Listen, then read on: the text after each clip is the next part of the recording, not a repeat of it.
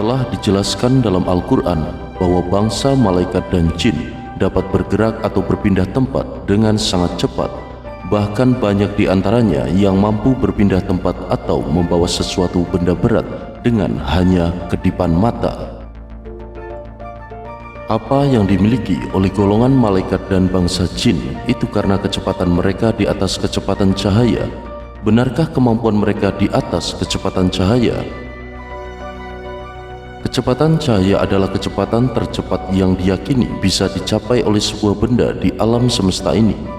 Kecepatan cahaya dalam sebuah vakum adalah 299.792.458 meter per detik atau 1.079.252.848,8 km per jam atau 180.282,4 mil per detik atau 670.616.629,38 mil per jam.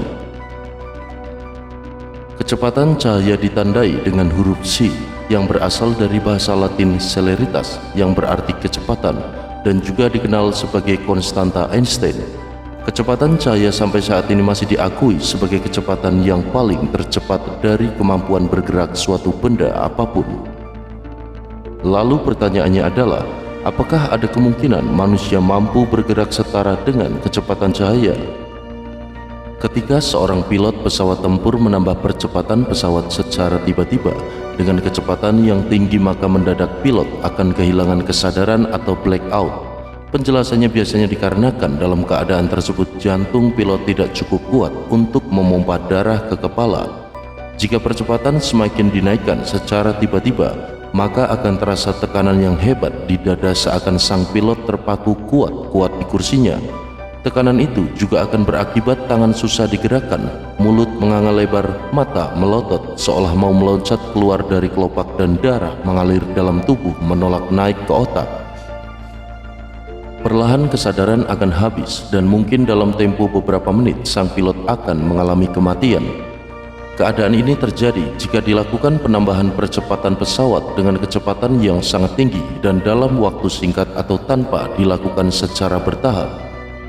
Karena realitas itulah yang akan manusia alami jika mengalami percepatan untuk mencapai kecepatan yang mendekati kecepatan cahaya, apalagi jika dilakukan tanpa adanya tahapan. Karena pada dasarnya keberadaan fisik kita ini terletak pada medan gravitasi bumi dengan nilai tertentu.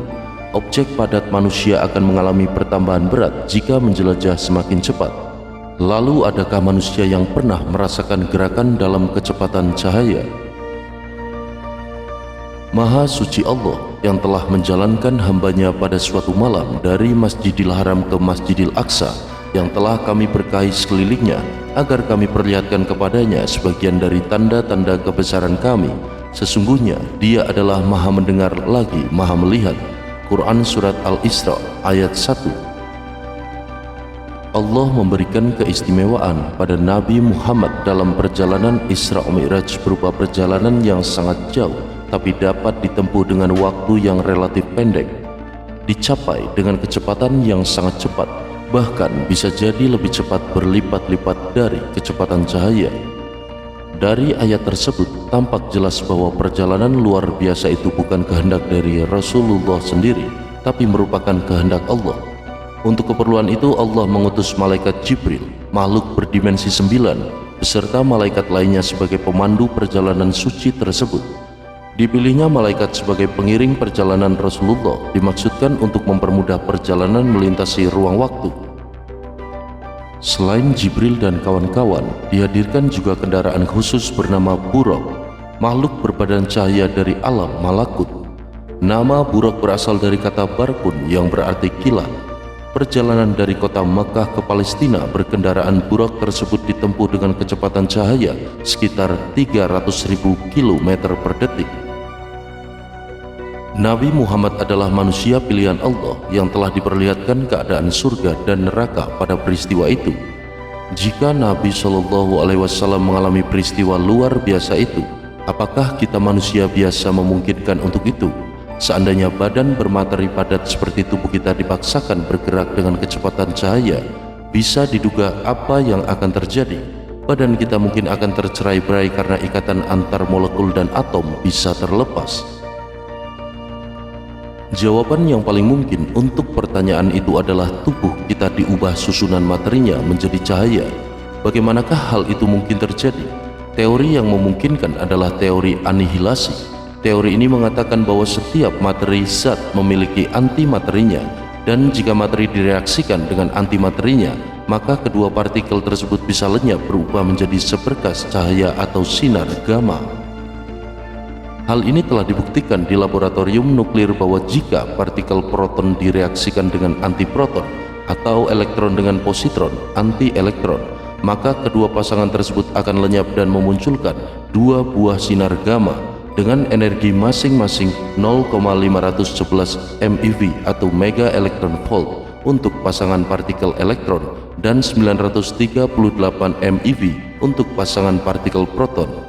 Sebaliknya, apabila ada dua buah berkas sinar gamma dengan energi sebesar tersebut di atas dilewatkan melalui medan inti atom, maka tiba-tiba sinar tersebut lenyap berubah menjadi dua buah pasangan partikel tersebut di atas. Hal ini menunjukkan bahwa materi bisa dirubah menjadi cahaya dengan cara tertentu yang disebut anihilasi dan sebaliknya. Alam semesta ini diciptakan berpasang-pasangan. Secara umum, alam terbentuk atas materi dan energi. Bisa dikatakan materi adalah bentuk energi yang termampatkan, sebagaimana konsep kesetaraan massa dan energi yang dirumuskan oleh Albert Einstein, bahwa materi dalam kondisi tertentu dapat berubah menjadi energi, dan sebaliknya, energi dapat berubah menjadi materi. Setiap objek berwujud yang ada dalam alam semesta ini pada dasarnya tersusun atas materi-materi submikroskopik yang kita kenal dengan istilah atom, proton, dan neutron serta dikelilingi elektron. Pasangan materi adalah antimateri. Materi adalah objek bermassa positif, sedangkan antimateri atau antipartikel adalah objek bermassa negatif. Materi dan energi bukan berpasangan, walaupun keduanya bisa saling menjelma. Materi jika bertemu dengan antimateri dalam kondisi tertentu akan menjelma menjadi foton atau anihilasi. Foton tidak memiliki massa, namun memiliki energi dan momentum. Anihilasi atau proses pemusnahan terjadi ketika massa antimateri menghapus massa materi, sehingga keduanya lenyap dan menjelma menjadi dua foton gamma dengan massa yang bernilai nol. Sebaliknya, proses penciptaan atau creation, jika foton berada pada medan tertentu, maka foton akan berproses menjadi materi. Proses ini bisa berlangsung berulang-ulang seperti siklus. Jika dihitung jarak bumi dan bulan sekitar 450.000 km ditempuh dengan kecepatan cahaya, maka hanya dibutuhkan waktu sekitar 1,5 detik dalam ukuran waktu kita di bumi. Sesampainya di bulan, tubuh kita kembali menjadi materi. Peristiwa ini mungkin lebih dikenal sebagai teleportasi dalam teori fisika kuantum atau ilmu pindah sekejap dalam supranatural. Yang perlu dipahami adalah perjalanan antar dimensi bukanlah perjalanan berjarak jauh atau pengembaraan angkasa luar, melainkan perjalanan menembus batas dimensi. Lalu dengan apa kita bisa melakukan perjalanan menembus dimensi itu? Dengan alam bawah sadar yang kita miliki, kadang bisa melalui firasat dan mimpi atau saat sukma keluar dari tubuh fisik kita. Bila memang kecepatan cahaya itu 300.000 km per detik mampu menembus dimensi ruang dan waktu, berarti dengan kecepatan itu pula kita bisa melihat masa depan. Sungguh maha besar Allah dengan segala firman-Nya. Istilah burak mungkin berasal dari istilah barku yang berarti kilat sebagaimana terdapat pada Quran surat Al-Baqarah ayat 20. Hampir saja kilat itu menyambar penglihatan mereka. Setiap kali kilat itu menyinari, mereka berjalan di bawah sinar itu, dan apabila gelap menerpa mereka, mereka terhenti. Sekiranya Allah menghendaki, niscaya Dia hilangkan pendengaran dan penglihatan mereka. Sungguh Allah kuasa atas segala sesuatu. Dengan perubahan istilah barku menjadi burak, Nabi Muhammad hendak menyampaikan kepada kita bahwa kendaraannya itu memiliki kecepatan di atas sinar, suatu kendaraan dengan kecepatan yang sangat jauh meninggalkan teknologi yang sudah kita capai pada masa sekarang ini. Dalam kisah Isra Mi'raj, di sepanjang perjalanan, Rasulullah diperlihatkan pemandangan-pemandangan gaib yang mengandung pelajaran atau hikmah, sebagaimana terdapat di dalam hadis At-Tabrani dan Al-Bazzar. Pemandangan gaib itu seperti Rasulullah melihat ada seorang lelaki yang menghimpun seberkas kayu dan dia tak terdaya untuk memikulnya, tapi orang itu terus menambah lagi kayu yang lain. Menurut Jibril, pemandangan gaib ini adalah gambaran orang tak dapat menunaikan amanah namun masih menerima amanah yang lain. Dengan adanya pemandangan gaib ini, ada yang menduga perjalanan Isra Mi'raj bukanlah menembus batas alam semesta, melainkan menuju portal-portal gaib yang menjadi pintu-pintu langit. Pendapat ini sejalan dengan pendapat Muhammad Rashid Ridha yang berpendapat bahwa 7 langit dalam kisah Isra Mi'raj merupakan langit gaib.